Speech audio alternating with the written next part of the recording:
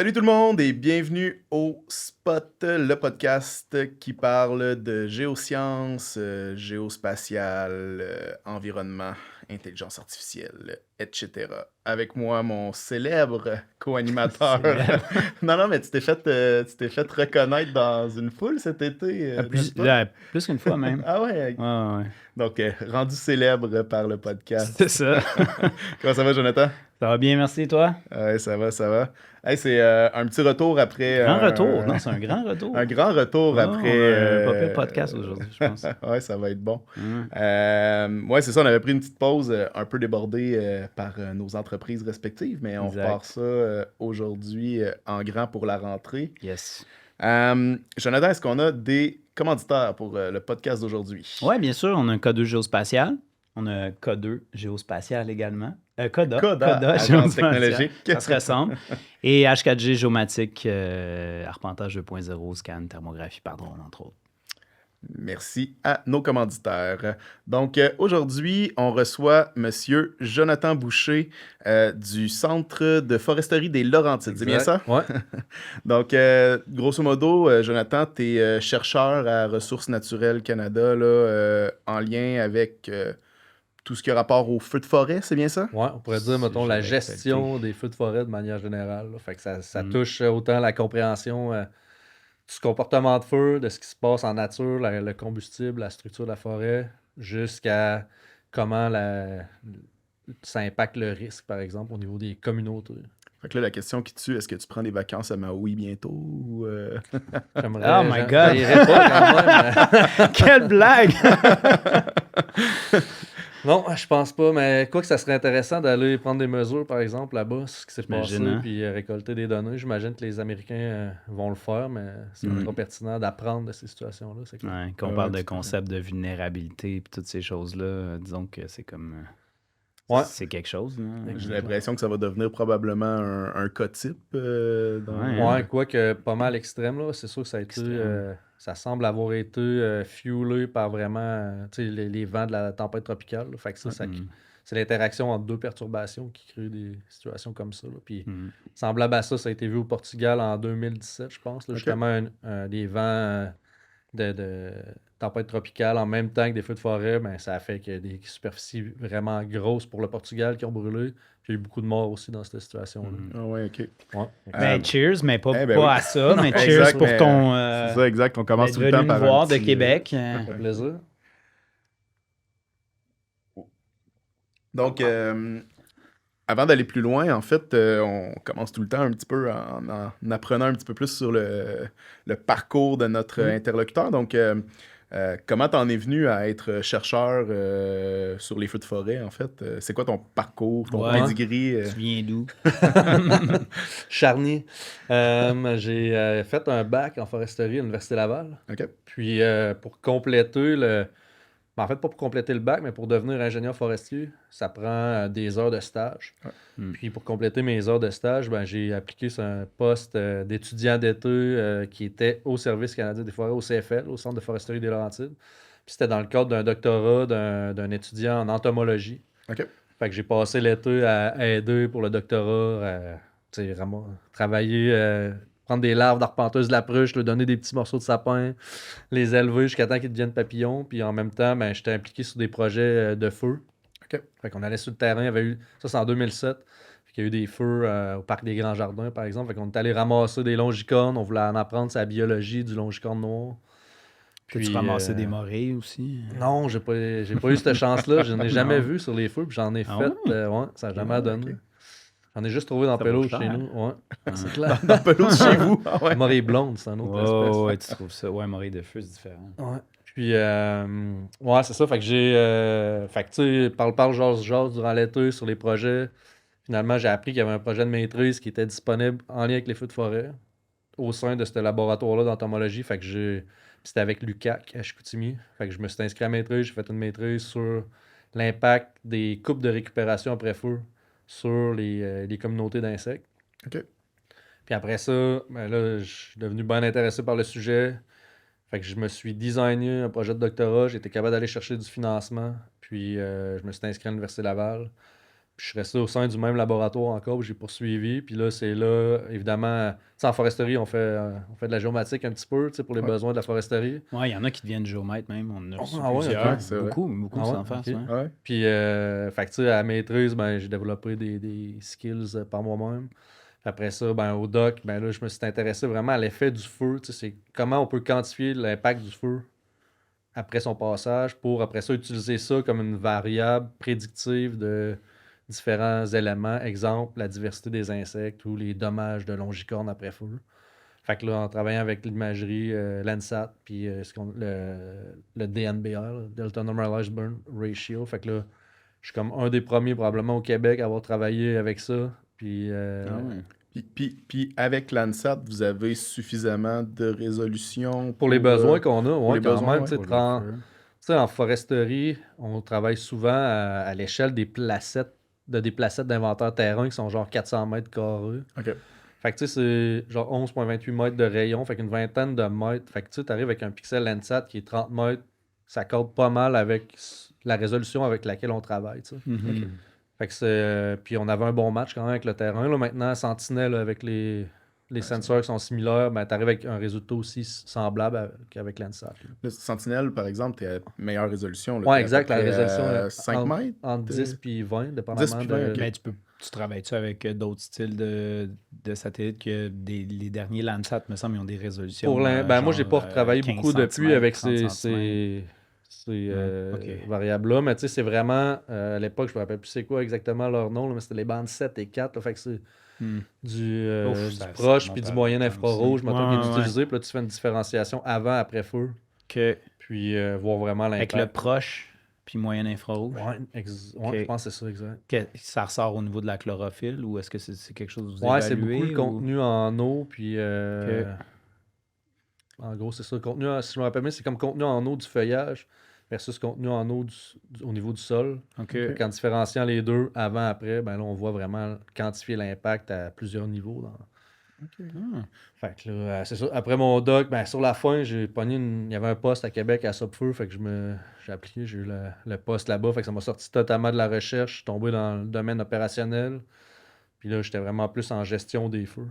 Genre quoi? Genre, tu sais, il y a un feu, ok, on Ben, en fait, déploie c'est au telle, centre telle provincial, c'est ressource, vraiment ou- le dispatch là, pour les ressources provinciales. Fait que, tu sais, Hmm. les avions citernes, c'est des ressources provinciales. Les hélicoptères pour le déploiement, pour les attaques initiales sur les feux. Mhm. Fait que à chaque jour, ben, on regarde les prévisions météo, puis on se dit, bon, ben, telle région est plus à risque, ben, on va envoyer les citernes ou les ressources plus dans ces secteurs-là. Puis quand vient le temps de voir, comme cette année, là, que le besoin en ressources augmente, ben là, c'est ce groupe-là qui fait les contacts à l'extérieur pour aller chercher des ressources au niveau national ou international. Tu sais. Puis là, quand vient le temps de faire du suivi de feu, là, tu sais, j'imagine que vous avez besoin d'une résolution temporelle qui est meilleure Ouais. que du Landsat ou du Sentinelle. Pour les besoins opérationnels, c'est clair que ça prend quelque chose de meilleur. Ouais.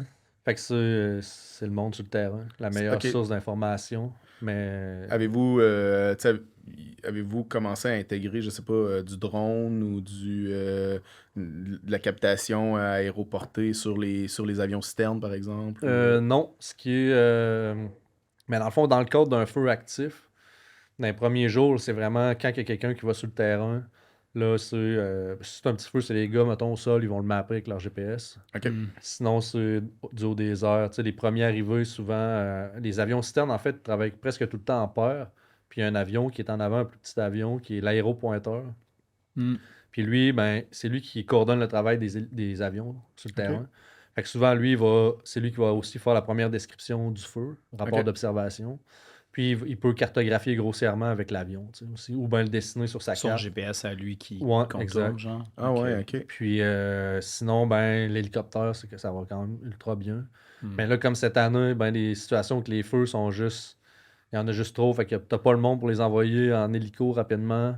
Ou il y a trop de fumée, tu les vois pas. Ouais. Fait que l'imagerie satellitaire thermale, c'est ça qui est le best, mettons. VIRS, ok. puis Pour, puis d'autres. Pour ok, savoir ouais, c'est les ça. hotspots, puis à partir de ça, ben, il y a des contours qui sont produits Ok. approximatifs pour donner une idée aussi que le feu est. Tu sais. Hmm.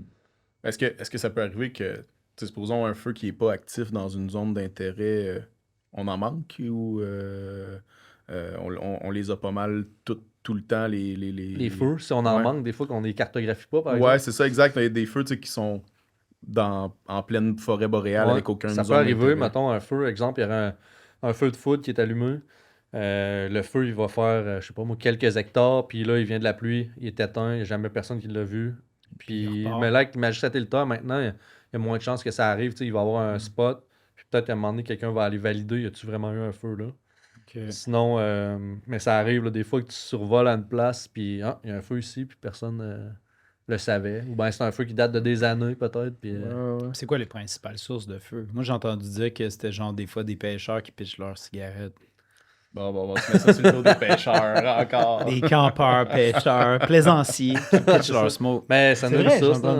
Les cigarettes, c'est clairement une source. Là, puis le long des routes, là, tu sais, dans le parc, dans le parc des Laurentides, là, entre Québec puis le Saguenay, ben, quelqu'un qui se promène en voiture, smoke, lance sa smoke, ben là, ça va faire un feu. Là-bas, les conditions sont pas très propices à faire des grands feux, mais ça arrive souvent, là, puis peut-être que vous allez avoir l'œil maintenant de voir des petits spots brûlés sur le bord de la route. Là. Puis les trains, c'est le même genre de principe. Le train, c'est pas la cigarette, mais c'est juste les étincelles que ça peut faire. Quand ils font l'entretien des rails, ben là, ils vont comme les grinder, dans le fond, les rails pour le mettre belle. Puis là, ça crée des étincelles. Fait que ça, il y a des restrictions pour quand le danger d'incendie est trop élevé, quand c'est trop sec. Tout simplement, ben là, on remet les opérations à un autre moment donné. Moi, j'ai entendu dire aussi que c'est peut-être le gouvernement pour essayer de nous contrôler. Comme proche des mines. Proche des mines, j'ai entendu. C'est une cartographie. Là. Écoute, si c'est de la géomatique, c'est que c'est vrai. Hein? On n'embarquera pas là-dedans, mais non, c'est pas trop envisageable comme cause. Mais tu sais, la foudre, évidemment. Là. Sinon, c'est plein de causes naturelles, mais pas naturelles, mais en fait humaines. Est-ce que Au ça niveau serait des causes la naturelles, foudre? c'est vraiment la foudre la principale cause. La principale, hein. Mais tu sais, dans les causes humaines, là, mettons la machinerie forestière, puis c'est pas pour rien qu'ils ont fermé la forêt cette année. C'était tellement sec que ça prend pendant un bon ça bout, prend hein. pas grand-chose là, pour. Tu sais, avec une pelle ou avec ça fait une flamèche sur une roche, puis là, s'il y a du vent. Ben... Mais justement, tu sais, là, j'entendais. Là, actuellement, la forêt est réouverte, puis il faut récolter comme le bois mort. Est-ce que. Tu sais, tantôt, tu parlais d'entomologie forestière, justement. Tu sais, est-ce que. Parce que là, je sais qu'il y a des gens qui sont en opération forestière pour sortir du bois brûlé, etc. C'est pour limiter, justement, les éclosions? Non, c'est vraiment pour sauver du volume. Pour sauver du volume, OK. Oui, exact. Parce que, tu sais, pour un territoire donné, on établit c'est le forestier en chef qui établit la possibilité forestière. La possibilité forestière, c'est en gros, qu'est-ce que tu peux couper comme volume de manière soutenue dans le temps. Puis ça permet aux usines de fixer un rendement qu'ils ont besoin de traiter, puis d'aller chercher des marchés, puis que ça soit pas trop variable d'année en année. Tu sais. Fait qu'ils peuvent développer leur usine en fonction de ces niveaux de coupe-là. Est-ce que justement, les feux qu'on a eus cet été, ça a eu un gros impact sur l'industrie Ben, je sais pas si c'est sûr que ça va en avoir un impact. Je ne sais pas à quel point il est quantifié. Le bois, là, je sais pas à quel point ça peut impacter le marché parce qu'il peut y avoir des effets inverses là, de comment je dirais ça, noyer le marché en amenant beaucoup de bois d'un seul coup. Ça peut faire baisser les prix. Ce que les Américains peuvent redouter parce qu'ils veulent. Tu sais, comme on a vu dans l'Ouest il y a peut-être 10-15 ans, où c'est que le bois de Mountain Pine Beetle il a été beaucoup coupé. Là, ça a rempli les marchés, puis l'offre était devenue plus grande, fait que ça a fait baisser le prix, évidemment. Mais là, ce que ça fait de couper le bois de feu, ben, c'est que ça fait que tu vas pas... Tu sais, ce bois-là, il en produira plus de volume, là, fait qu'aussi bien le ramasser, puis laisser du bois vert de côté qui va continuer de prendre du volume, même s'il aurait été prêt à récolter. Puis le gros challenge, c'est justement de tout changer, la logistique qui était prête, les plans qui étaient prêts pour aller récupérer, bûcher pendant peut-être la prochaine année. Tout se réorganiser pour aller bûcher ces places-là. Puis le bois, ben, il se dégrade parce qu'il n'est pas sur pied à attendre qu'on vienne le récolter. Il y a des insectes qui viennent dedans, il s'assèche rapidement, fait qu'il se fendille. Le vent peut le coucher parce que si ça brûle fort, ben, les racines peuvent être consumées en partie, fait qu'il se tient moins au sol. Fait que puis, l'emprise du vent est moins forte parce que moi j'aime bien ça. C'est un arbre tout seul avec beaucoup de feuillage, mais le vent peut prendre dedans. Mais en forêt, le feuillage vient limiter l'emprise du vent. Mais là, en enlevant le feuillage, mais le vent a plus d'emprise, c'est tige individuelle. Fait qu'il peut plus les coucher, là, en fait. Fait que tu sais, il y a plein de facteurs qui fait que le bois est de moins de valeur. Là, t'as de la suie là-dedans. Ouais, c'est ça. Puis, tu sais, pour l'avoir fait à scie mécanique, le carbone, ça use vraiment plus ta lame, là, rapidement. Fait que, tu sais, les machines, c'est sûr, sont... Ça fait comme un lac, hein, un peu. Où c'est... Parce que, tu sais, des fois, t'as des planches, t'es fait brûler pour genre les... tu les fais buriner, là, tu sais, Ouais, je justement, comprends ce que pour tu veux dire, en quelque sorte, tu sais, mettre un lustre, finalement, là, tu sais, pour le traiter. Fait que Ouais. j'ai l'impression que ça fait comme un Ben, genre de... en fait, on pense que le bois brûle, mais c'est vraiment l'écorce, puis le feuillage, puis les branches qui brûlent. Le bois, Ah, OK. C'est la les fumée arbres qui ont brûlé, là, c'est carbonisée. vraiment les arbres qui étaient déjà morts, tu sais, avant Ok. le feu. Ceux-là qui étaient vivants avant le feu, t'arraches l'écorce, puis le bois est bien Il est sain. beau. en OK, dessous. Ouais. OK. Mais Sauf que juste ça qu'il tue est- l'arbre pareil, parce que c'est Ouais, exact. la sève La passe plupart dans... des cas, là, tu sais, à moins que ça Ouais. ait brûlé pas fort, ben là, on va en sauver quelques-uns. mais- OK, ouais. Moi, j'entendais même que ça peut faire bouillir la sève à l'intérieur de l'arbre puis que les arbres peuvent exploser. Ça se peut-tu, ça? Ouais, ça, c'est dans des cas vraiment extrêmes qu'on Ah ouais. on a entendu ça. Je l'ai jamais vu comme tel, là, mais Ok. ouais, il y en a qui ont déjà vu des arbres qui explosaient avec la force du feu et de l'intensité, là, mais moi, je l'ai jamais vu. T'as J'ai jamais juste constaté entendu ça. ces histoires-là. Ok. Est-ce que, tu sais, là, cette année, on vient de vivre une saison de feu, je pense, en fait, Qu'on a qu'on a rarement vu, là. de notre vivant à nous. en tout cas. Ouais, exact, de notre vivant à nous. De personne, en fait. Ouais, c'est ça. C'est ça, hein? C'est la pire saison de feu de l'histoire du En monde fait, moderne. au Canada, là, la pire saison de feu, on avait brûlé 7 millions d'hectares en 89, je pense. Hmm. Puis là, on est rendu au-dessus de 14 millions Wow. Oh, wow. OK. d'hectares de brûlés. Fait que là, on est ailleurs vraiment, là, c'est le double. Puis, tu sais, c'est c'est pas apocalyptique. juste dans une province, là, c'est tout le monde qui a été affecté cette année, là, d'est en ouest. Puis au Québec aussi, c'est le plus gros, plus grande superficie. Je pense qu'on est à, si je ne me trompe pas, 5 millions passés d'hectares dans ce qu'on appelle la zone nordique, là, fait qu'au-dessus de la limite commerciale des arbres. Puis dans le sud, on est à 1,5 million. On a un feu qui a dépassé 400 000 hectares dans le sud. Ça n'avait pas été vu non OK, plus. donc c'est surtout en haut de la limite commerciale. Que les plus grandes superficies, oui. Ben, il y a quelques affaires là, pour expliquer ça, là. Les conditions étaient extrêmes. La végétation est un petit peu plus combustible par endroit, là, puis il y a plus sous emprise du vent. Fait que ça propage des feux.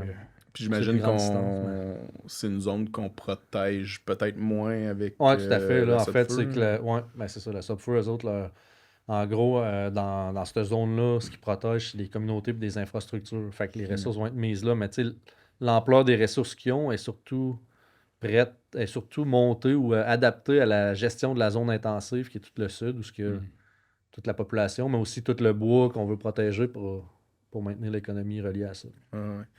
Tu sais, dans cette année, on a beaucoup entendu parler de, bon, évidemment, changement climatique, Ouais. El Niño. Tu sais, moi, j'avais entendu parler aussi de, ben, il y avait des superficies qu'il fallait qu'ils brûlent à un moment donné, puis ils sont passés là. Est-ce que c'est une nouvelle norme ou c'est vraiment comme exceptionnel à cause de... Ben, on s'attend à ce que une année comme on voit là ne sera pas dans les plus extrêmes qu'on va voir dans le futur. Ah ouais? Ça va rester probablement en haut de la moyenne, OK. mais on s'attend à ce que ça soit dans la variabilité naturelle qu'on va avoir. C'est une nouvelle variabilité Ouais, naturelle. exact, qu'on est en train de mettre en place. Là. Je veux Ok. pas qu'on est en train de voir se mettre en place, en fait. Hmm. Puis des travaux qu'on a fait dernièrement, là, dans les dernières années, ce qu'on a fait, c'est qu'on a regardé la charge de travail de la Subfeu, mettons. Fait que vraiment le nombre d'heures qu'ils mettent sur le terrain, les pompiers, les avions citernes. Puis on a regardé ça sur 25 ans, puis on a regardé c'était quoi les facteurs qui faisaient en sorte qui mettaient autant d'heures pour des feux, etc. Puis on a pris des facteurs qui étaient affectés par les changements climatiques. Exemple, le nombre de feux, les superficies, l'intensité, si on veut, du feu. Parce qu'à un moment donné, les ressources, là, quand l'intensité est tellement élevée, ben, les pompiers forestiers ne peuvent plus aller au sol, c'est trop chaud. Ben, les avions citernes sont plus efficaces, l'eau va s'évaporer avant de toucher à la flamme. Tu sais. OK. Puis, fait qu'on a établi ce modèle-là avec l'historique, puis on l'a modélisé avec le changement climatique. Puis ce qu'on voit, c'est que vers la fin du siècle, qui s'en vient avec les tendances actuelles d'augmentation de la température. Bon, on s'attend que les pires feux qu'on a connus dans les dernières années, excluant cette année, soient la moyenne du futur. Fait que, mettons, des années comme 2005, 2007, 2010, là, je sais pas si vous avez vu un peu les cartes de feu de ces années-là, là, mais c'est des grandes superficies brûlées. Puis quand moi j'étais à Subfeu à l'époque, ben, j'entendais tout le temps parler de ces années-là, à quel point le monde il avait mis des heures, puis qu'il était fatigué, puis qu'il n'avait pas vu leur famille de l'été. Bon, ben, ça va être ça là, dans le futur, de manière Ah ouais. Ok, fait que plus commune. si t'es pompier, pour Ouais, le Subfeu, tu risques de travailler fort. Ouais, c'est sûr qu'il travaille Aïe. fort, c'est clair. Puis cette année, c'est un exemple. Là. C'est un exemple qui est assez extrême, mais Fait qu'est-ce qu'il y a des communautés qui savent, ben, tu sais, sans nécessairement les nommer, là, Ouais. tu sais, qui sont vraiment vulnérables, tu sais, qui observent beaucoup, tu sais, à savoir que justement, il y a souvent eu une corrélation à ces endroits-là, tu sais, comme corrélation ben, il y a spatiale. des études qui ont été faites par des collègues qui sont sur le point d'être publiées pour voir c'est quoi le risque au feu de forêt, Hmm. spatialement, mettons, dans le pays, puis après ça, plus spécifiquement pour le Québec, Ouais. pour essayer d'identifier pas nécessairement les communautés, mais les régions qui sont Les les régions à plus risque. à risque, tu sais, de fréquence de feu, etc., Ouais. puis de feu intense. Puis après ça, ben, c'est de mettre ça en lien avec la ville comme telle. Tu sais, c'est quoi sa configuration, puis comment cette configuration-là se place à travers la matrice du paysage, puis dans le risque qui est là. Fait que c'est sûr qu'il y a des communautés qui sont plus à risque que d'autres. Là. Mhm. Évidemment, toutes celles qui sont en forêt boréale Ouais. sont plus à risque que celles du sud, là, qui sont pas en forêt boréale. Le feuillu brûle pratiquement pas versus le résineux. Mhm. Tu sais. Ouais. Fait que, mais tu sais, Chibougamau, c'en est un exemple de ville ou le Bel-sur-Quévillon, là, évidemment. C'est Ouais, deux, lui, on en a entendu deux parler quand même beaucoup, ouais. grosses villes dans le Ouais. nord qui sont en forêt boréale, qui ont été à risque cette année puis qui l'ont été par le passé. Mais est-ce que le fait d'avoir été super à risque cette année peut dire on a un break de 4-5 ans avant qu'on redevienne à risque ou tu sais comme s'il reste de la forêt autour, ça les remet à risque. Ouais, c'est ça. S'il n'y a Ouais, c'est plus pas de mal forêt ça. alentour, tu sais, je veux dire, il n'y a rien qui va brûler, là. Pour un Exact. bout, là, Sauf tu que sais. là, il y en a encore de la forêt. Tu sais, C'est ça. mettons l'exemple de Chibougamau, parce que tout le monde a entendu parler aux nouvelles, mais le feu, cette année, c'est pas rendu à la communauté, tu sais, si proche que ça. Tu sais, c'est sûr que s'il avait continué à se propager dans la direction, il aurait pu se rendre puis la menacer directement. Mais en 2005, il y a un feu qui était collé sa communauté. Puis ce feu-là, il arrivait du sud-est, alors que le feu de cette année arrivait du nord, du nord-ouest. Fait que les feux peuvent venir de plusieurs directions. C'est pas parce que le feu a brûlé tout le nord de ta communauté qu'il peut pas arriver par l'ouest l'année d'après. Ah, c'est ouais. ça. Fait que tu sais, c'est ça. C'est sûr que de manière générale, les vents qui poussent les feux ont une direction plus fréquente. Fait que tu sais, en comprenant mieux le régime de feu du secteur, puis on peut corréler ça avec justement la structure de la communauté. C'est ce qu'on est sur le point de faire. Là. On veut faire ça avec le Nouveau-Brunswick. OK. Ah ouais, hein. Et j'imagine que, tu sais, il doit sûrement avoir des aménagements, là, tu sais, pour améliorer la résilience de ces communautés-là, là. Est-ce que tu as des exemples de ça? Ouais, ben c'est vraiment ça. Là, c'est multi-échelle vraiment. Là. Tu sais, Ouais. c'est à l'échelle du propriétaire d'une résidence. Tu as plein d'actions que tu peux prendre. OK, Ah déjà ouais, ok. là. Bon, OK. vraiment, tu sais, sur ton bâtiment lui-même. Ouais. Fait que c'est. Tu mets puis du tout gyps ça, c'est. 3/4. Ouais, c'est ça. Tout en panneau de béton. Mais, tu sais, il y a des recommandations, c'est IntelliFeu, là, la norme, ou Ah ouais? Fire Smart en anglais. OK. Puis là, il y a plein de recommandations là-dedans que les gens peuvent consulter, mais tu sais, des trucs basiques du genre tes gouttières, ben, faut pas qu'elles soient pleines d'aiguilles puis de feuillage, parce que s'il y a un tison qui tombe, puis que le feu pogne dans la gouttière à cause qu'il y a plein de matériel sec là. Hmm. Les toits, mettons, tu sais, un toit de tôle avec des gouttières propres, c'est moins à risque qu'un toit de bardeau de cèdre ou de bardeau d'asphalte avec des gouttières sales. Tu sais. Hmm. Après ça, tout ce qui est autour du bâtiment, la végétation, moins qu'il y a de végétation qui touche à ton bâtiment, moins tu as de chances que tu as un tison qui tombe là, puis qui brûle tranquillement, puis qui mette le feu à la maison. C'est vrai que la végétation sec. Puis en plus, le pire, c'est que la mouvance, c'est surtout avec une végétation, tu sais, qui va ramener des Ben, c'est parce que- écosystèmes, tu sais. C'est parce que là, en Quand plus, ça devient là, sec. t'as les problématiques d'îlots de chaleur qui sont causées par le Ouais, manque de c'est ça. végétation. Mais... Ouais, c'est sûr que dans les communautés nordiques, je sais pas à quel point on aurait ces problématiques-là. Ouais. mais tu sais, Ouais, il y a ça, ouais. tu peux avoir du gazon vert Hmm. qui va pas brûler versus un foin plus haut que là-dedans, tu as des C'est ça. brindilles plus Ouais. mortes, plus sèches.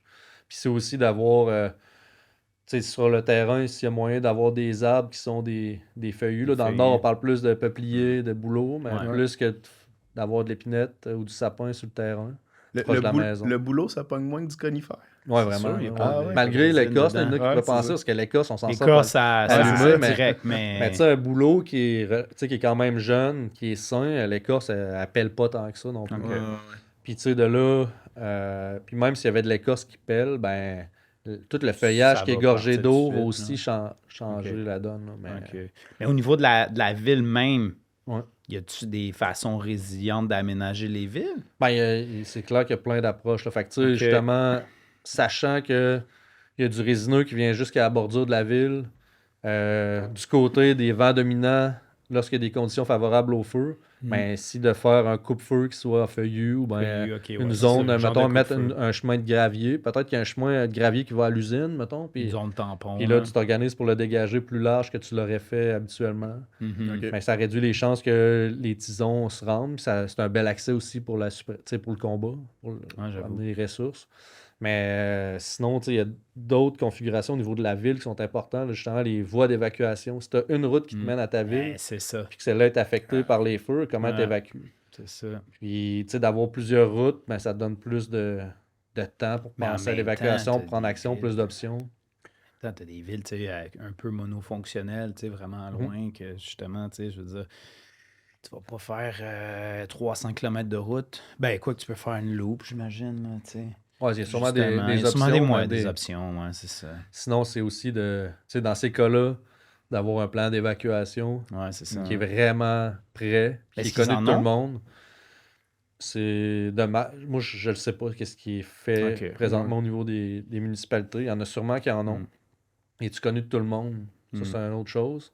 Puis, es-tu si bon? Ça, Mm. c'est une autre affaire. Fait que, tu sais, il y en a sûrement qui en ont des très bons. Je ne suis pas au courant.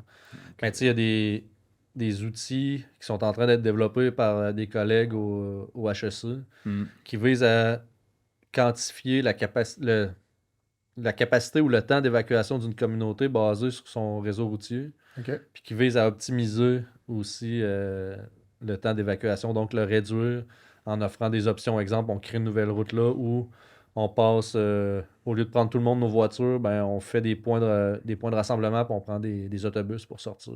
Ou la moitié de la communauté fait les autobus, l'autre moitié, etc. Pour voir justement, bon, ben, combien de temps ça prend à cette communauté-là d'évacuer.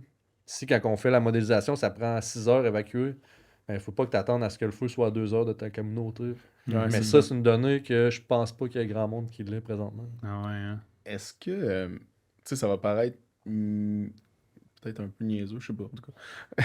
Pas de questions niaiseuses, juste des réponses. Hein. Parce que, tu sais, grosso modo, bon, ce que je comprends, c'est qu'on peut un peu combattre le feu, mais, tu sais, comme, à un moment donné, il y a comme des limites à ce qu'on est capable de faire. Fait que c'est principalement des mesures de résilience qui sont apportées. Tu sais, on peut pas vraiment penser dans les années à venir réduire la quantité qui va être brûlée ou... Ben, c'est ça, c'est sur tous les fronts qu'il faut travailler. Hein. Fait que, tu sais, au niveau du nombre de feux, ben, on peut pas travailler sur les feux de cause naturelle causés Ouais. par la foudre, mais on peut travailler sur les feux de cause humaine. Mhm. Ok. Fait Ouais, que, tu c'est sais, ça. en De en l'éducation. interdisant, puis, exact, en interdisant l'accès en forêt quand c'est trop sec, Mhm. en s'assurant que ça soit respecté, tout le monde comprenne, tu sais, qu'est-ce que leurs actions peuvent avoir comme impact. Là.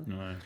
Puis ça, c'est une chose, mais sinon, ben, oui, il faut travailler justement sur des mesures pour réduire le risque aux communautés, puis aussi des mesures pour rendre les communautés plus résilientes. Tu sais, ça peut aller jusqu'à lorsqu'on conceptualise, mettons, un nouveau centre communautaire, ben, d'avoir un système de filtration d'air qui permet d'avoir plusieurs personnes à l'intérieur du centre pendant qu'il y a de la fumée à l'extérieur pour leur donner un moment de repos, de répit, tu sais, pendant le jour, qu'elles se reposer là. Puis c'est à plusieurs niveaux qu'il faut vraiment tout penser. Ouais, c'est ça. Tu sais, j'entendais que cette année, une des raisons pour lesquelles, ben surtout les feux de printemps là, qui ont, tu sais, dans l'Ouest canadien, qui ont parti, c'était beaucoup lié à une espèce de décalage causé par les changements climatiques qui était de, ben, tant que la forêt, elle a pas de feuilles en tant que telle, elle est comme plus propice à brûler. mais qu'à cause du couvert de neige qui est moins important, les forêts restent humides moins longtemps. Fait que, tu sais, je me demandais, est-ce que, encore là, c'est peut-être un peu niaiseux, mais tu sais, on peut-tu penser à genre des solutions comme arroser préventivement des lots en se disant ils vont rester un peu plus humides plus longtemps Ouais. le temps que les feuilles Ben arrivent ouais, ou je comprends C'est ton beaucoup point, de mais lait d'eau, hein? tu sais, je pense que tu sais, c'est juste trop des grandes superficies qu'on a Ouais, à c'est ça. dealer C'est avec. huge. Peut-être qu'autour des communautés, tu sais, tu dis, OK, là, c'est vraiment sec. Hmm. Puis on pense qu'il y a vraiment des chances que le feu se rende vers nous. Peut-être que des systèmes d'asperceurs pourraient être mis, mais tu sais, à petite Ouais. échelle, c'est plus faisable d'y penser parce que, tu sais, si c'est vraiment sec, ben ton avion citerne que tu pourrais prendre pour arroser préventivement, tu vas en avoir besoin ailleurs pour arroser sur des feux Ouais, ou pour ouais. juste rester prêt à aller arroser sur des nouveaux feux.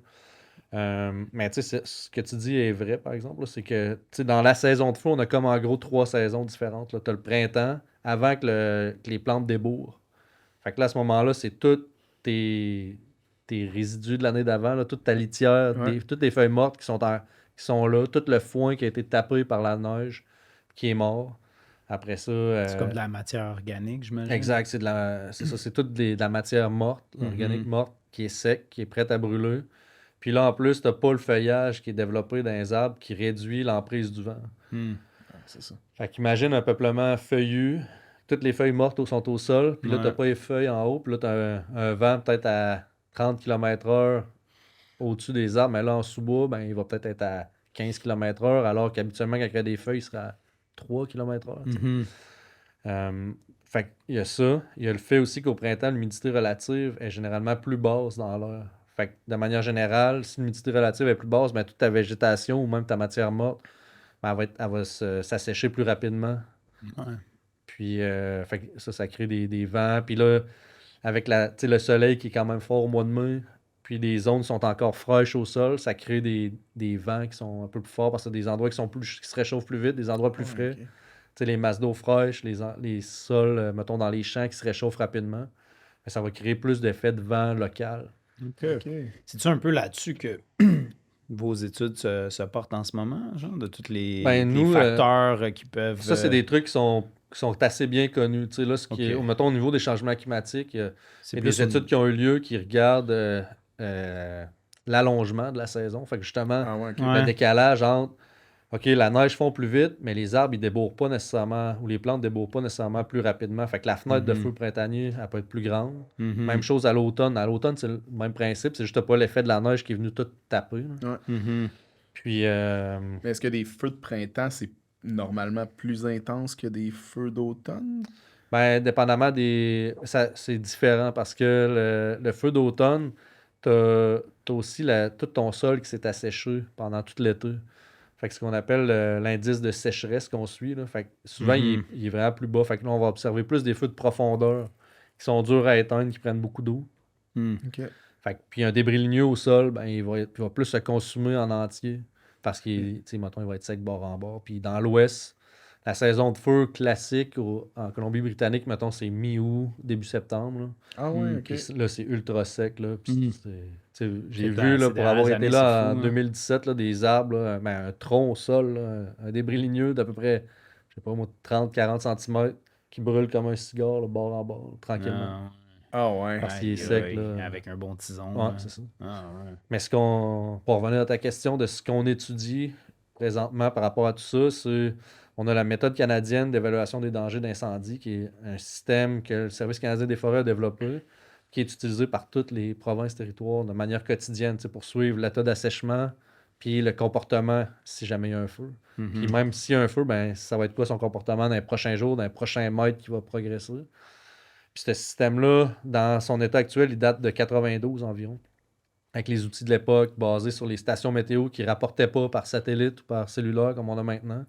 Fait qu'on est en train de renouveler ce système-là pour le rendre plus flexible, plus adapté aux outils d'aujourd'hui. Puis là, on veut vraiment mieux intégrer la structure de la forêt dans le comportement de feu. Fait que tu sais, des choses comme je disais, le fait qu'il y a moins de feuillage au printemps, mais ça change la dynamique des vents. Ça, on veut mieux le comprendre, puis mieux l'intégrer. Puis ça pourrait même se traduire dans un peuplement qui est affecté, mettons, par la tordeuse des bourgeons d'épinette. Mais le feuillage il est mangé par l'insecte, puis ou il tombe au sol, ben là, il y a moins de feuillage pour faire de la friction au vent. Mhm. Qu'est-ce que ça va avoir comme dynamique sur le feu, etc. OK. Concrètement, tu sais, mettons, en quoi les changements climatiques affectent justement les incendies de forêt, outre le décalage des saisons? Tu sais, il doit y avoir tellement de choses, là, ça doit se passer sur beaucoup de fronts. Là, tu sais. Ouais, c'est clair. Ben, on s'attend à ce que ça. Là, tu sais, on le voit peut-être pas encore, en tout cas pas dans nos latitudes. Là. Je sais pas s'il le voit ailleurs sur la planète, mais l'effet que ça a sur la végétation comme telle. OK. Fait que ça peut changer la structure des peuplements ou même tu sais, autres. leur état de santé. On s'attend Ok. à ce que qu'il y ait plus d'interactions entre les perturbations. Là. Fait que, mettons, plus d'épidémies d'insectes ou même d'insectes exotiques qui s'installeraient. Mhm. Mais ça va être comment ça va changer la végétation, sa structure, son dépérissement, puis comment le feu peut entrer en corrélation avec ça. Tu sais. Puis OK. un exemple, c'est l'été dernier, je pense, il y a eu l'ouragan Fiona sur la côte est. Mhm. Fait qu'il y a eu beaucoup de chablis en Nouvelle-Écosse. Mhm. Mais là, là-bas, ils sont pas mal inquiets à savoir est-ce que ces peuplements-là qui ont été couchés nous mettent à risque de feu intense. OK. Est-ce que, tu sais, comme cet été, ça a été vraiment un été, je trouve, un peu paradoxal, là. C'est-à-dire que dans le sud du Québec, on avait de la pluie non-stop. ouais, c'est ça. Et les rivières sont super Hautes. hautes pour Mm. le temps de la saison. Mm. Est-ce que ces modes de pluie-là peuvent avoir un impact, tu sais, sur... Parce que j'ai comme l'impression qu'actuellement, en fait, nos modes de pluie, c'est des très grosses précipitations suivies de pas de précipitations puis des grosses chaleurs, là. Tu sais, Ouais. est-ce que ça peut changer la santé des arbres ou l'accès à l'eau des arbres? Ouais, ça, je pourrais pas dire spécifiquement au niveau de la santé des arbres, là, mais aussi niaiseux que chez nous cette année, là, j'ai pas pu manger de framboises dans mes plats de framboises parce qu'ils ont tout pourri Ouais, Ah c'est ouais? ça. à cause de Trop l'humidité de qui pluie, était ouais. trop de Ouais, pluie. Les Fait que- fraises ont une c'est ça. Fait que, tu sais, ça saison a un exécrable. impact sur ces Mm. plantes-là qu'on peut observer facilement. Là. Ouais. Ouais. Un arbre, ça a pas, ça a une durée de vie qui est pas mal plus longue. Ouais. Mhm. Fait que ça peut, si c'est récurrent comme situation, surtout les sécheresses, mais c'est sûr que si la nappe phréatique monte dans des secteurs où c'est des arbres qui sont moins adaptés à de l'eau, ça peut Ok, les ça affecter. peut les affecter, évidemment, ouais. ouais. Mais non, j'ai pas une réponse directe là-dessus. hein. Ouais, c'est correct, c'est correct. Ça peut alimenter justement des complots, là. Ouais, c'est ça, exact, Entre autres. exact. Puis tout à l'heure, tu me parlais, off-cam, là, tu me parlais de justement comment tu évaluais la structure là, Ouais. de la forêt avant qu'il y ait des feux, justement. Mais dans le fond, ce qu'on a comme outil, c'est comme je disais, la méthode canadienne d'évaluation des dangers d'incendie. Puis là-dedans, on a des équations qui décrivent le comportement de feu pour 16 types de combustibles. Fait que 16 Ok. types de peuplement, structure. Fait qu'exemple, la pessière à lichen dans le nord. Fait que tu sais, pessière à Cladonie, là, tu sais, fait que des touffes d'épinettes noires qui marcotent avec du lichen blanc au sol. Bon, là, on a des équations adaptées à celui-là. On a des équations pour le post-ordeuse dans le sapin. On a des équations Ok. pour le pain gris, par exemple. Mm.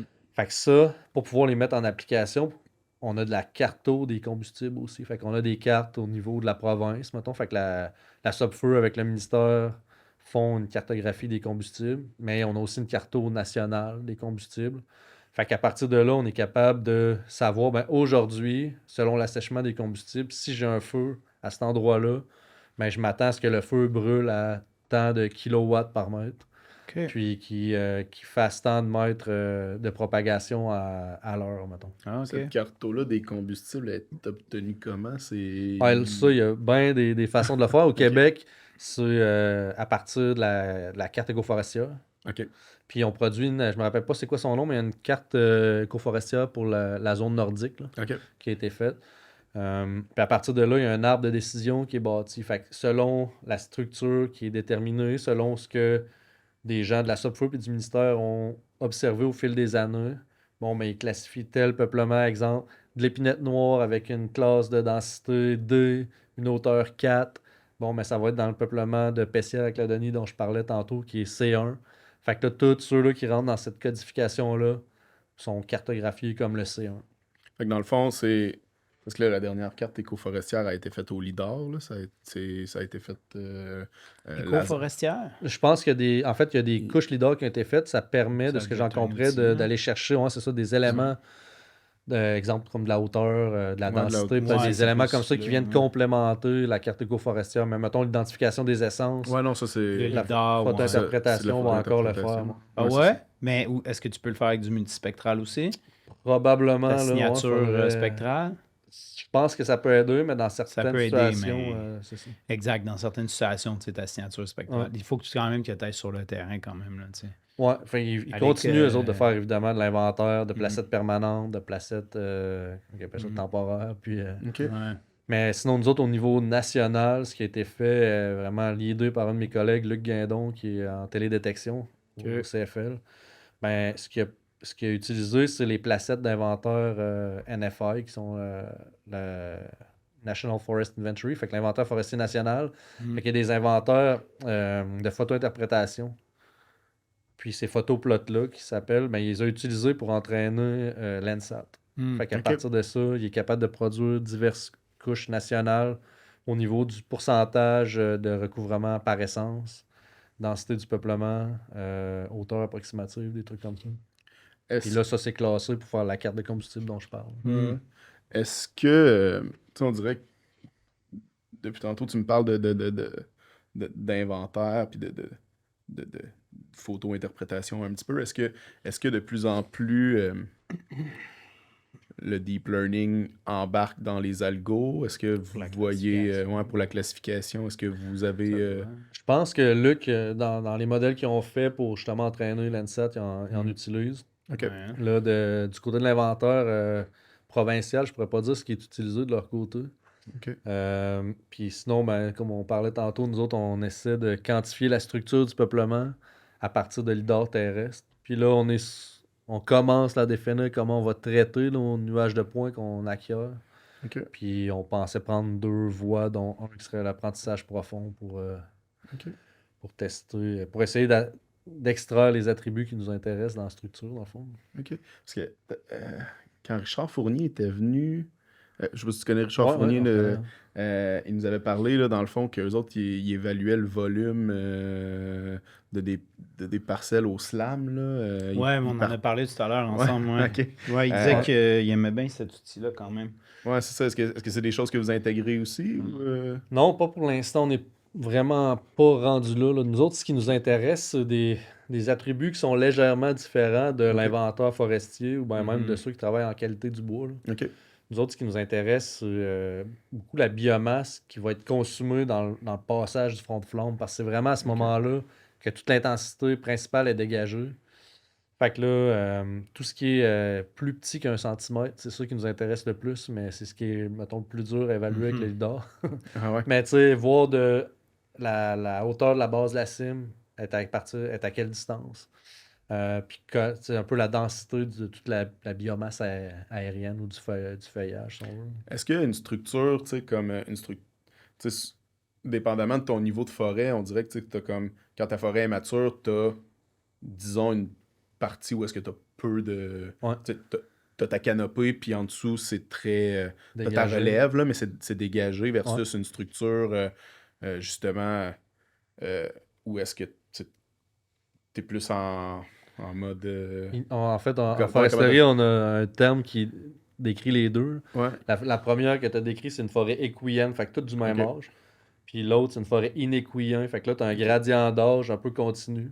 OK. Puis ça fait que tu as des trouées, des arbres plus ou moins gros, fait que tu as comme une continuité verticale. OK. C'est ça qui est important. Qui est critique à savoir si elle est là ou pas, puis c'est ça qui contribue à passer le feu de surface à un feu de cime. OK. Puis, dans le fond, la forêt inéquuyenne, elle est plus vulnérable au feu?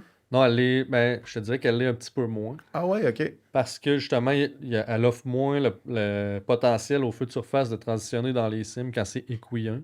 OK. Mais si c'est jeune équuyien, ben là, les branches peuvent toucher au sol quand même. OK, OK. OK. Puis, mais tu sais, contrairement à la croyance populaire, peut-être, là, c'est rare que le feu, il fait juste brûler dans les cimes. Il y a tout le temps de composantes au niveau du sol. Fait que Ouais. c'est souvent que le feu de surface initie le feu de cime. C'est comme un processus continu comme ça. Sauf dans des cas où les vents sont vraiment forts, que là, une fois qu'il est monté au cime, ben, il peut Tu peux continuer. même avoir des feux de racines.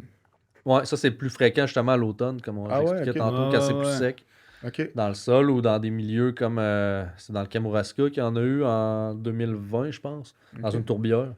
Ah ouais. Ah, Une ben ça, tourbière commerciale, ouais. ça, en plus de ça, c'est un...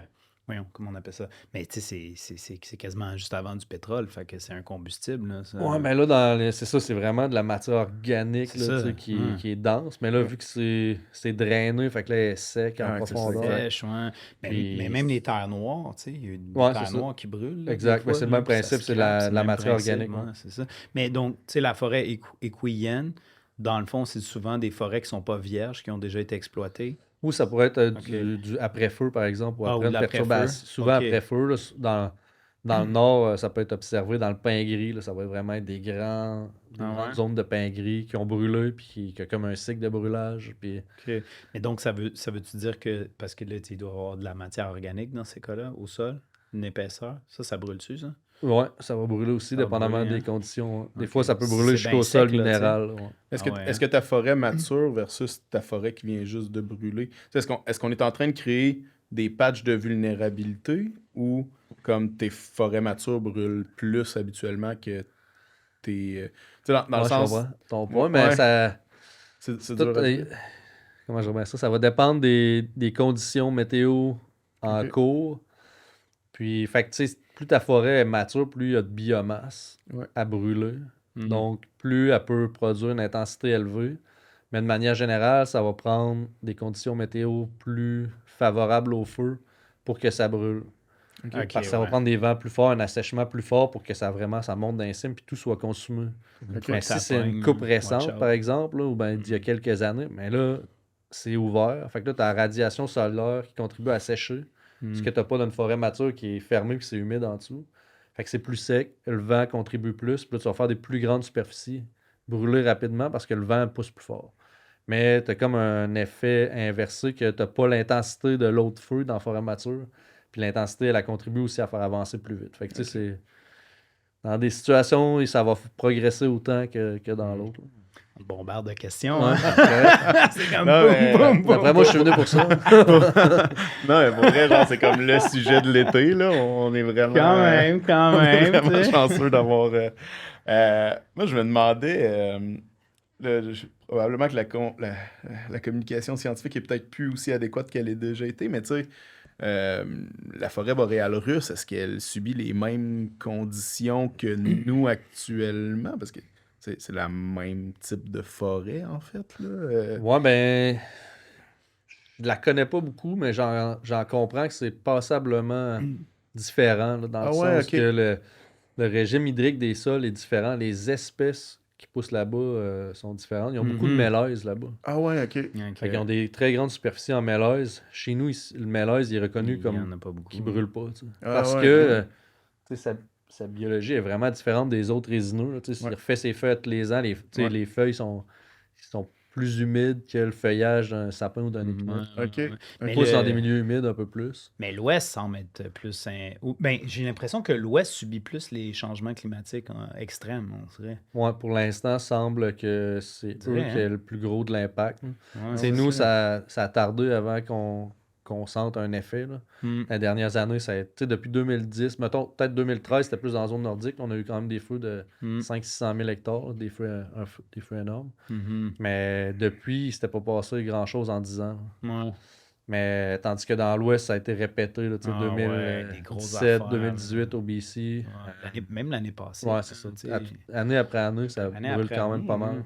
C'est-tu parce qu'ils ont des forêts... Ben non, là, je parle plus au niveau des feux aussi. Est-ce que les forêts là-bas qui sont plus imposantes, est-ce que ça...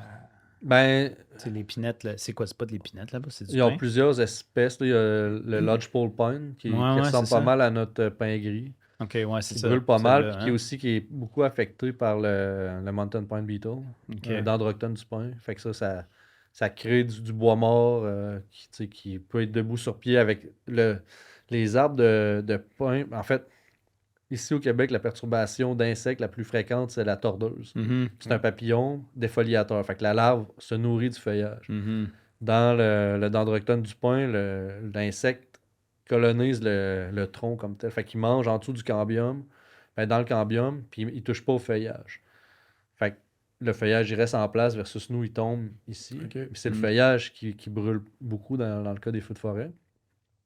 Puis en plus, les pins, quand ils meurent, sont portés à conserver le feuillage plus longtemps qu'un sapin ou un Puis il épinette. devient sec. Ouais. Fait que tu sais, il y a une période où c'est que le feuillage, il est là, il est sec, qui est plus longue qu'ici, on pourrait observer dans nos arbres. Est-ce que les changements climatiques, ça l'a favorisé la tordeuse, défavorisé? Qu'est-ce qu'il y a... En fait, de ce que j'en comprends, là, puis j'ai travaillé en entomologie, mais je me considérerais pas comme un spécialiste de ces communautés d'insectes-là, mais de ce qu'on en comprend, c'est que c'est l'aire de distribution qui est différent. Là, les superficies qui ont été affectées dans l'épidémie qui est encore en cours sont beaucoup plus au nord qu'avant. OK, ouais. Puis, tu sais, au nord de cette île, puis dans des secteurs d'épinette noire, ce qui n'avait pas été observé dans les épidémies précédentes. Mais y en a-tu plus, moins? Ou... Je pense pas que les superficies sont nécessairement plus grandes que l'épidémie d'avant. Faudrait voir, mais tu sais, je pense qu'on a dépassé 9 millions d'hectares dans le pic au Québec. OK. Puis, mais en fait, j'ai un collègue là, qui est rendu chercheur émérite, je pense, chez nous, Jacques Régneur, au CFL. Puis lui, ça fait des années qu'il voyait ça venir, l'impact des changements climatiques, qu'il voyait que la zone de répartition de la tordeuse allait monter vers le nord avec les degrés. Comme beaucoup d'espèces, finalement. Exact. Puis c'est ce qui est observé pour l'instant. Ah ouais. Mais moi, j'ai une question, tu sais, pour avoir passé mes étés à faire de la plantation d'arbres dans l'Ouest canadien. Là. Ben du monde. Hein? C'est ça, exact. Tu sais, tu parlais, depuis tantôt, je t'entends parler, ah ouais, ils ont du pain, ils ont de l'épinette. Moi, je peux te dire, on plantait 70% pain, 30% spruce. Là. Ouais. Puis, tu sais, est-ce que la façon dont on a reboisé notre forêt commerciale contribue à ces feux de forêt-là? Dans l'Ouest, ce serait dur à dire. Je connais pas assez bien les écosystèmes, là, mais tu sais, au Québec, ce qui est certain, c'est que dans certaines régions où naturellement, il y a un cycle après perturbation où il y a un établissement d'une composante feuillue, ben là, avec la foresterie industrielle comme on l'a fait, ben on skip la passe feuillue. Ouais, on n'en veut pas de feuillue parce que l'industrie est basée sur le résineux. Ouais. Puis sur le principe que le feuillu brûle pas comparativement au résineux, ben c'est sûr que si on a moins de feuillus dans le paysage parce qu'on l'élimine à chaque fois qu'il y en a parce qu'on le veut pas, ben on se nuit au point de vue des feux, ça c'est clair. Ok, c'est ça. À quel point ça a... Tu sais, c'est quoi l'impact, si on peut le quantifier? On essaie, là, on a des travaux justement en cours à voir. On regarde les combustibles depuis la fin des années 70, puis on regarde la météo, puis on calcule les indices de feu là-dessus, qui viennent de la méthode canadienne. Puis on regarde, est-ce que si on conserve les combustibles, mettons, de la fin des années 70, avec le climat, pas le climat, mais la météo qui a évolué d'année en année, c'est quoi l'impact? Puis si on laisse évoluer le combustible comme il y a avec la foresterie, c'est quoi l'impact? Puis là, on est en train de tout démêler ça. Puis ça va nous permettre justement de voir est-ce que la foresterie, avec les superficies qui coupées, a augmenté ou diminué le risque de feu à certains endroits. Okay. Parce qu'il y a quand même une phase où c'est que tu coupes, puis ça va repousser un peu en feuillu, avec, mettons, du framboisier ou d'autres trucs là-dedans, qui est peut-être moins favorable au feu pendant une couple d'années. Puis il y a aussi le fait qu'on crée des routes qui viennent un peu comme des coupe-feux. Fait le feu, s'il brûle intensément, il va facilement sauter une route, voir des lacs. Là, ça peut brûler, sauter des kilomètres. Là. Ah ouais. Mais avec des tisons qui sont disséminés dans la colonne. Mais si le feu il brûle tranquillement, un feu de surface, puis qu'il atteint le bord du chemin de gravel, ben ça se peut qu'il meure là.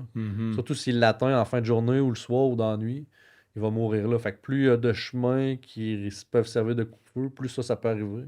Mais ça crée d'autres problèmes. Là, c'est ça. Fait que là, dans le fond, on pourrait quadriller toute la forêt boréale. Mais mettre la forêt boréale sur la gravelle, ça réglerait le cas.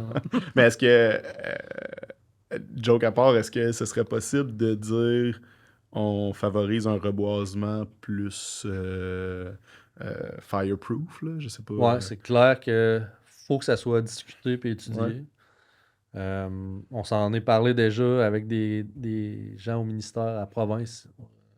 Moi, Yann, qui travaille avec moi, puis d'autres, ben, on s'est dit, ben là, c'est le temps qu'on regarde ces options-là. Puis... Mais proche des communautés, c'est des secteurs qui sont moins prisés par l'industrie parce qu'il y a quand même une notion de paysage qu'on veut maintenir autour des communautés. Fait qu'on peut peut-être prendre avantage des coupe-feux qui ont été créés cet été ou qui ont justement été mis sur le sol minéral. Bon, peut-tu penser à ramener plus de feuillus là-dedans? Mais même dans la matrice plus large du paysage forestier, il faut peut-être y penser aussi à en mettre, même si l'industrie, c'est pas ça qu'elle veut nécessairement. Mais il y a deux choses qui peuvent être faites. Ben, il y en a certainement plus, là, mais au moins, ben, peut-être développer des marchés pour ce feuillu-là. Ouais. Ou tout simplement ben, réduire les superficies qu'on va récolter. Mais overall, peut-être qu'on va réduire le risque aux superficies qui nous intéressent en mettant du feuillu. Puis que ces superficies-là vont être moins menacées, puis qu'on risque d'en perdre moins. Fait que tu sais, si tu investis, je sais pas, moi, 5-10% de pertes pour finalement en sauver 25. Je dis des chiffres en l'air, mais à titre d'exemple. Je comprends. Est-ce que vous parlez souvent avec les forestières par rapport à ça? Est-ce que vous les consultez? Rarement directement. Maintenant, c'est un peu politique. Hein? Oui, ça c'est clair que ça l'est. Nous, on a un rôle. On fait pas de gestion des forêts au fédéral. On est vraiment plus là.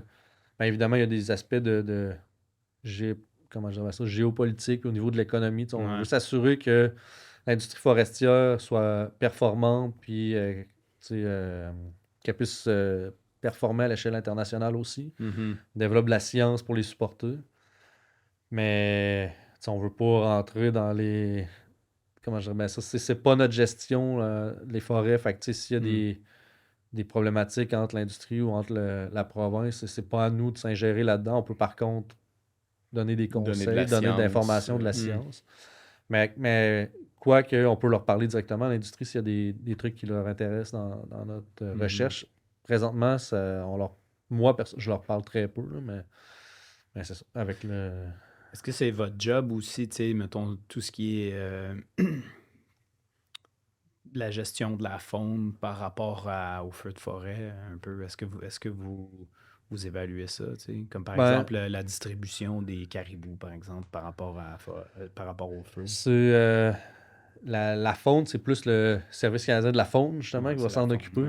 Mais est-ce que vous parlez? Mais moi, pas directement. J'ai des collègues, je pense, qui parlent avec eux. Il y a l'environnement aussi, l'environnement changement climatique, qui s'intéresse à ces aspects-là. Mais, tu sais, puis, mais on peut, tout ce qui est forestier ou écologie des forêts, biologie forestière, tout ça, on peut apporter de l'information. Moi, mes travaux ne servent pas directement à ça. Mais on a eu des travaux au courant des dernières années avec Hydro-Québec pour voir, ils voulaient faire une nouvelle... Ben, en fait, je ne sais pas où ils en sont là, mais dans le développement, mais il y a une nouvelle ligne de transport qui est prévue, puis ils voulaient rehausser les conducteurs à cet endroit-là pour protéger l'habitat du caribou. On a travaillé avec eux pour identifier le risque par rapport aux feux de forêt. Parce que si on soulève les conducteurs, ça veut dire qu'on laisse croître la forêt. Mais cette forêt-là, si elle brûle, est-ce qu'elle menace l'infrastructure hydroélectrique? Ouais, c'est ça. Fait qu'on on a travaillé avec eux à ce niveau-là, puis il y avait une composante caribou plus indirecte à ça. Là, mais... Je veux dire, ça les impacte directement, puis l'information de votre part, j'imagine, ça peut être essentiel, ou est-ce que le feu, à quelle vitesse qu'ils s'en vont, I guess. Mais sauf qu'on en connaît très peu sur le comportement des animaux au moment des feux, là, comme tel. Vers où ils se dirigent. Là. Mais d'ailleurs, je lisais quelque chose cet après-midi. Je pense en 2017, la ville de Slave Lake, ils ont eu des problèmes d'ours après le feu parce que les ours pendant le feu se seraient réfugiés dans la ville. Puis Labrador? Alberta ou Saskatchewan. Dans OK. Grand lac des esclaves. Ouais. OK. Puis là, il en parlait justement, il pense à Yellowknife pourrait peut-être avoir le même genre de problème. Wow. Fait que ça a fait qu'une fois que ces bêtes-là sont établies, ben souvent là, ils n'ont pas d'autre choix que de les abattre là, parce qu'ils peuvent pas les remettre en forêt. Puis... OK. C'est ce qui s'est passé, semblerait, de ce que j'ai lu après-midi, justement. OK. Juste, on va closer un peu là, dans pas long, mais moi, j'avais juste une dernière question. Tu sais, sur le long terme, ces feux-là, est-ce qu'ils vont... ça va-tu engendrer une déforestation? Parce qu'à proprement parler, là, je je sais que le concept de déforestation, c'est tant que la surface reste pour la forêt, ça reste. Mais est-ce qu'on va quand même perdre de la superficie forestière? On appelle ça superficie productive. Superficie productive. Ouais, ok. je me rappelle plus c'est quoi le chiffre exact, mais tu sais, pour être considéré productive, un secteur ou une superficie, une région doit produire tant de mètres cubes à l'hectare par année. Puis oui, ça peut arriver que certains endroits deviennent improductifs à cause des feux parce que soit le feu il brûle de manière trop intense puis détruit les sols. Puis ça fait en sorte que les essences ont de la misère à se rétablir. Sinon, ça peut être que ça a brûlé tellement intensément que les semenciers qui étaient présents sont consumés, fait que les semences sont plus viables. Ok. Puis les autres semenciers sont trop loin, fait qu'avant que les semences se rendent, ça peut prendre des années. Puis là, ça va être d'autres espèces qui vont s'établir, des lichens, des éricacées, des trucs comme ça. Ok. Mais ça peut être aussi que c'est des superficies qui sont jeunes, qui sont immatures sexuellement. Fait que justement, ils n'ont pas de réserve de semences non plus. Là, ils brûlent. Fait que là, dans ces situations-là, il faudrait aller replanter. Ok. Mais là, les superficies qu'on a cette année, moi, je pense pas qu'ils seront jamais capables de replanter De reboiser, toutes ces situations problématiques-là. Parce que je peux juste extrapoler ou ben m'imaginer ce qu'il y en a, mais l'industrie des pépinières puis pour la plantation est clairement pas adaptée à répondre à cette situation-là. Elle est adaptée à suivre l'industrie forestière, à replanter en arrière, à replanter quelques feux, là, mais à replanter des superficies comme on a là, en plus d'être en arrière de l'industrie forestière pour la plantation. Là. Je serais étonné qu'il arrive à... Fait que probablement que cette année, on va en avoir des superficies. Peut-être ça va être à jamais, peut-être ça va être juste à moyen et court terme qu'on va les perdre en termes de productivité. Puis, tu sais, cette année, on peut définitivement dire que notre forêt n'aura pas été un puits de carbone. Là. Je pense que. Mais est-ce qu'on s'attend à ce que la forêt canadienne devienne émettrice de carbone sur le long terme? Tu sais, dans le fond, on est-tu dans une boucle de rétroaction positive qui va juste accélérer le changement climatique? Je pourrais pas dire. Je suis certain qu'il y en a qui regardent, qui quantifient ça. Ce qui est clair, ce qu'on sait, c'est qu'à un moment donné, il va y avoir une espèce de feedback de la végétation.